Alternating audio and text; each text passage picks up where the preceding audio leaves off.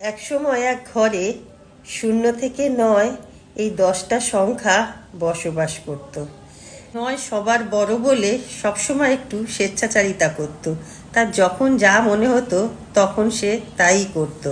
একদিন হলো কি, 9 8-এর গালে হঠাৎ করে একটা চর মেরে দিল। 8 ভ্যাবাচাকা খেয়ে বলল, কি হলো, তুমি আমাকে চর মারলে কেন? তখন 9 বলল, আমি সবার বড়, আমার যা খুশি তাই আমি করতে পারি। তোমার যদি আমার ওপর রাগ হয়, তুমি 8-এর ওপর সেই রাগটা ঝাড়তে পারো। যেই বলা সেই কাজ। 8 করলো কি, সাথে সাথে 7-এর গালে একটা চর মারলো। 7ও কিছু না ভেবে 7ও 6-এর গালে একটা চর মারলো।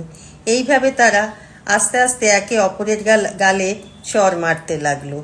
লাস্টে যখন 2 1-এর গালে চরটা মারলো, তখন শূন্য ভাবছে এইবার আমার গালে চরটা এসে পড়বে। সে ভয়তে গুটিসুটি মেরে বসে থাকলো যে এই বুঝি আমার গালে চরটা মারলো 1।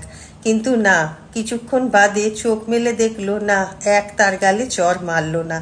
তখন সে 1কে বলল, তুমি আমার গালে চর কেন মারলে না? তখন 1 বলল, একটা সময় তো কাউকে না কাউকে যুদ্ধ হোক যাই হোক অশান্তি ঝামেলা থামাতে হয়, আমি না হয় সেটাই থামিয়ে দিলাম।